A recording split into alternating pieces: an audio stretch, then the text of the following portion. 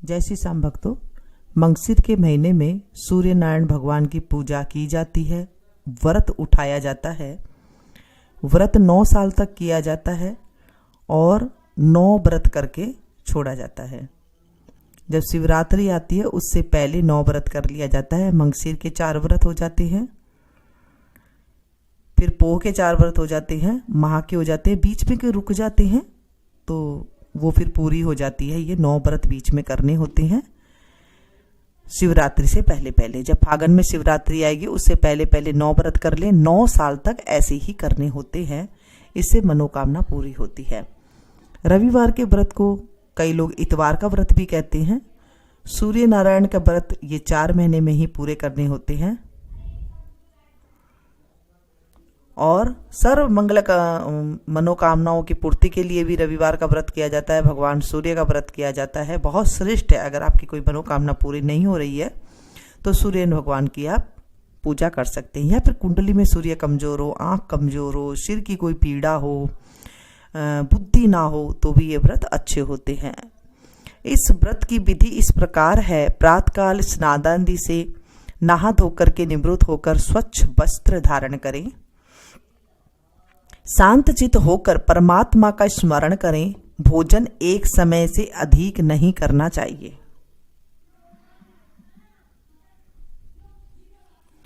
भोजन तथा फलाहार सूर्य के प्रकाश रहते ही कर लेना चाहिए।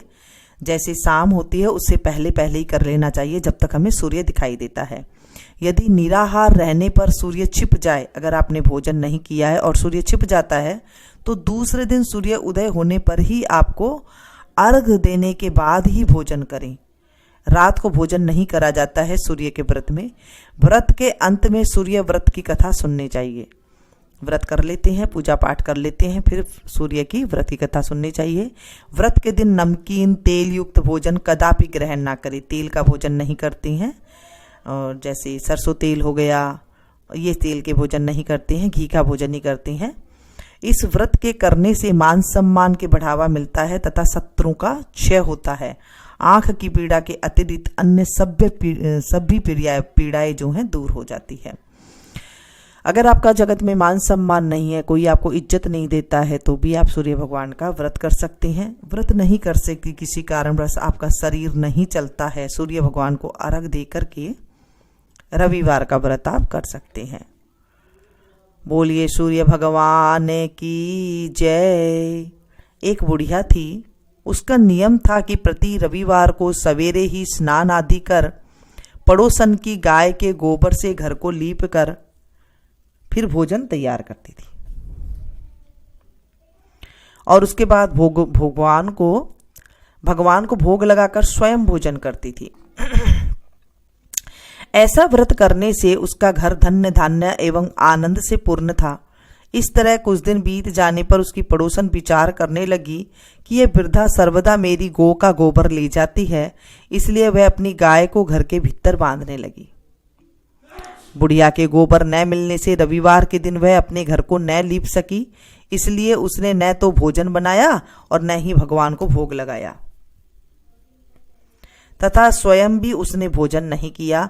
इस प्रकार उसने निराहार व्रत किया। रात हो गई और वह भूखी सो गई। रात में भगवान ने उसे स्वप्न दिया और भोजन न बनाने तथा भोग न लगाने का कारण पूछा। वृद्धा ने गोबर न मिलने का कारण बताया। तब भगवान ने कहा, माता, हम तुमको ऐसी गाय देते हैं जिससे सभी इच्छाएं पूर्ण होती है, क्योंकि तुम हमेशा रविवार को गाय के गोबर से घर लीप कर भोजन बनाकर मेरा भोग लगाकर खुद भोजन करती हो।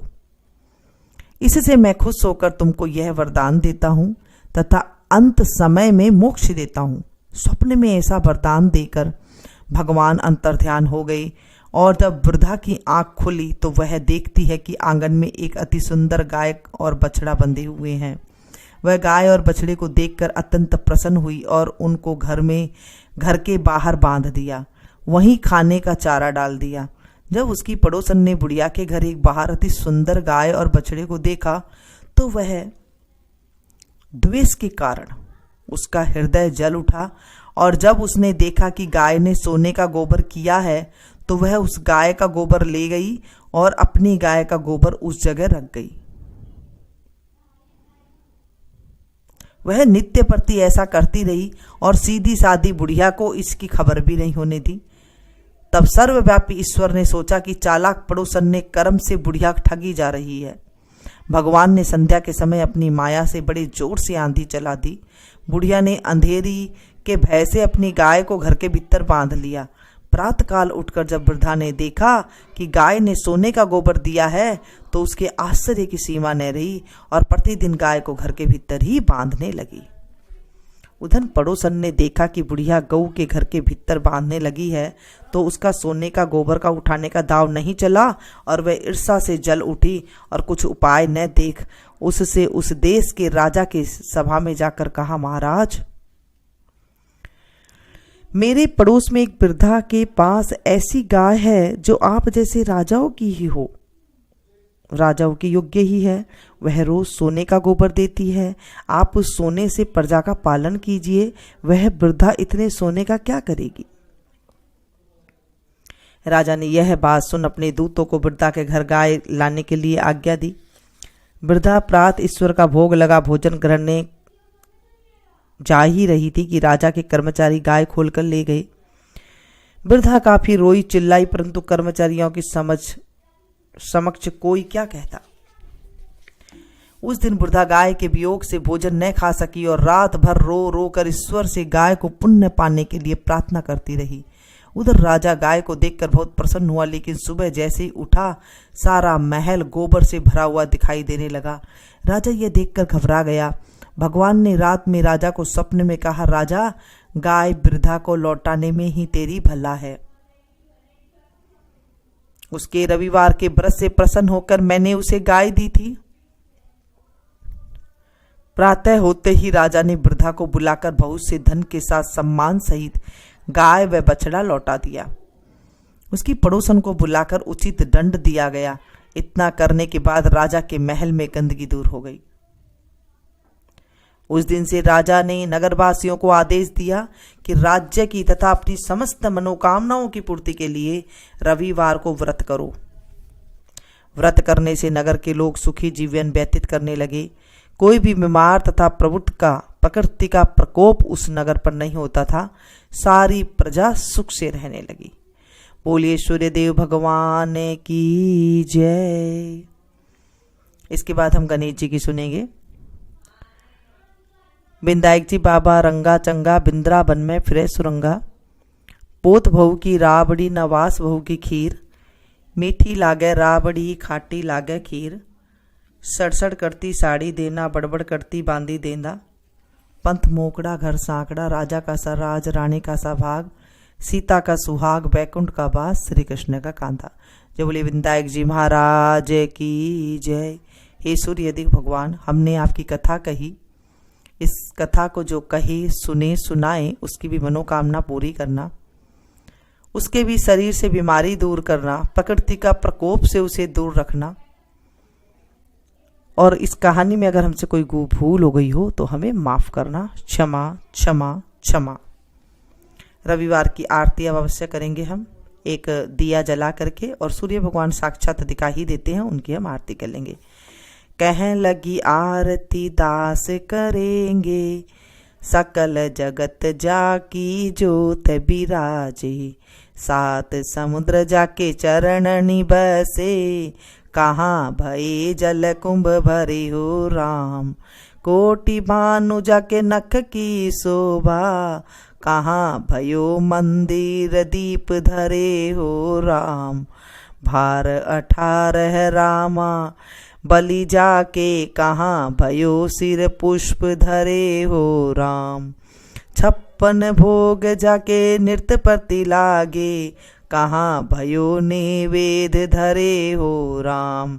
अमित कोटि जाके बाजा बाजे, कहाँ भयो झंकार करे हो राम। 4 वेद जाके मुख की शोभा, कहाँ भयो ब्रह्म वेद पढ़े हो राम। शिव सनकादि आदि ब्रह्मादिक, नारद मुनि जाको ध्यान धरे हो राम। हिम मंदार जाको पवन झकोरे, कहाँ भयो सिर चमर ढूरे हो राम, लक 84 बंद छुड़ाए, केवल हरियस नाम देव गाए हो राम। बोलिए सूर्यदेव भगवान की जय। रविवार के दिन आलूना व्रत भी किया जाता है, जैसे उसमें नमक नहीं खाया जाता है। अगर आपकी सामर्थ्य हो तो रविवार को नमक ना खा के भी आप ये व्रत कर सकती हैं। जो मैंने आपको बताया है कि 9 साल तक किया जाता है, 9 साल तक ये व्रत करा जाता है और 9 व्रत किया जाता है। ये आलूना ही खाया जाता है। जैसे ज़्यादातर नियम तो मीठे चावल का होता है, जैसे मीठे चावल गुड़ के बना लिए, वो सबसे ज़्यादा अच्छे होते हैं, वो खाए जाते हैं। अगर नहीं रहा जाता तो जैसे आपको बताया गया है वैसे आप कर लें, तो इससे मनोकामना, सारी मनोकामना पूरी होती है। और जो बड़े बड़े लोग होते हैं वो सूर्य भगवान की उनका उच्च होता है, इसलिए उनको जो है मान सम्मान मिलता है, प्रजा उनके सामने झुकती है, सभी उनसे बात करना चाहते हैं। ऐसे हैं हमारे सूर्य देव। अगर आपको कहीं से भी कोई ऐसे नज़र आ रही है तो आप सूर्य भगवान के व्रत कर सकते हैं। बोलिए सूर्यदेव भगवान की जय। इस कहानी को आप ज़्यादा से ज़्यादा शेयर कीजिएगा ताकि औरों को भी लाभ मिल सके। मिलती हूँ फिर से एक नई वीडियो में नई जानकारी के साथ। तब तक आप लोग देखते रहिए मीनू संगीत। Thank you.